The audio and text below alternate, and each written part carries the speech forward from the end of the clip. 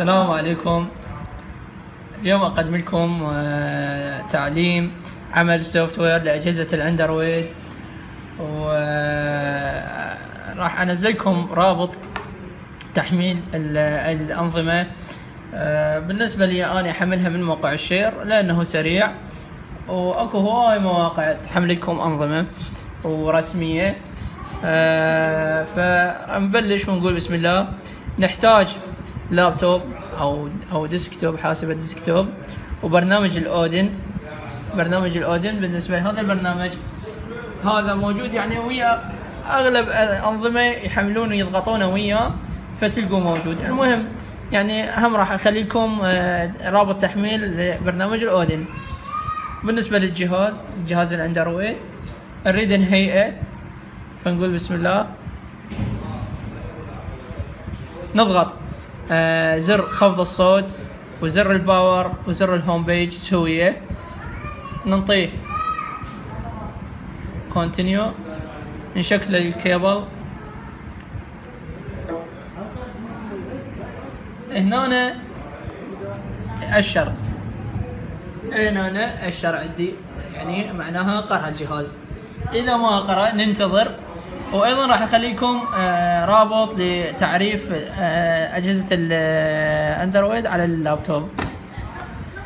نجي نجيب النظام. بالنسبة للأنظمة أكو 4 ملفات: البوت لودر والأب، هذا اللي خاص بملف النظام، هذا خاص به ماشي، وهذا للمودم، أو هذا للتهيئة.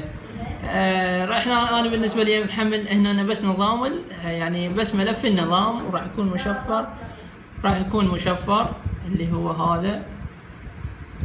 اغلب استخدامي انا او استخدامي كله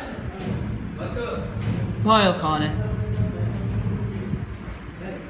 ننتظر هنا، ننتظر يحمل بين ما يفك الشفره. عندي يفك الشفرة يعني تقريبا دقيقة أو دقيقتين أو 3. بهاي الحالة لازم يكون عندي الجهاز بهذا الوضع، وضع البوت.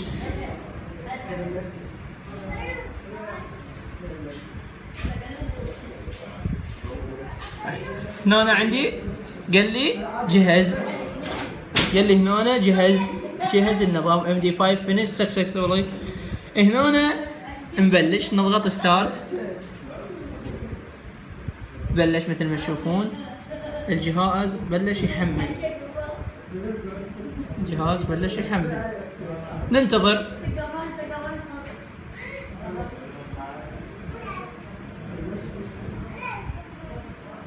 راح اقطع التصوير وارجع لكم مرة ثانية. السلام عليكم، رجعت لكم مرة ثانية وقرب يخلص للنظام. على مود وقت الفيديو ما يصير طويل، فوقفته بينما حمل النظام، قرب يخلص ورجعت لكم مرة ثانية. هنا بعد ما نحتاج للكيبل، لما قال لي باص معناها انتهى عندي التحميل.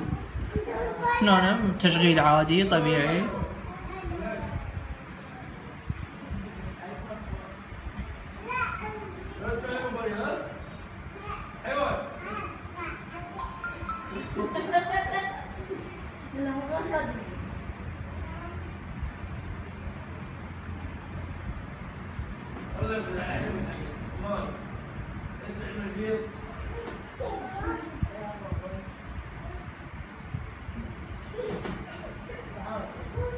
اشتغل الجهاز طبيعي. الأنظمة اللي بيها 4 ملفات هاي مجرد يسوي لك ابجريد للنظام وينزل لك اذا ما كانت لغة موجودة، لغة انجليزية او لغة عربية، هذا يكمل لك الأنظمة. واكو أنظمة اللي بيها 4 ملفات. هذا النظام ابو 4 ملفات راح يشتغل مثل كأنما قاعد يتفرمت للجهاز، بس هذاك ينزل لي نظام كامل جديد. ينزل لي، يعني يشيل هذا النظام الأساسي ينزل لك نظام ثانوي، خصوصا إذا كانت عندك مشاكل بالجهاز. هذاك راح يمسح كل المشاكل وينزل لك جديد. واي استفسار عندكم ان شاء الله اكتبوا لي بالتعليقات، وان شاء الله ما اقصر وياكم. السلام عليكم ورحمة الله وبركاته.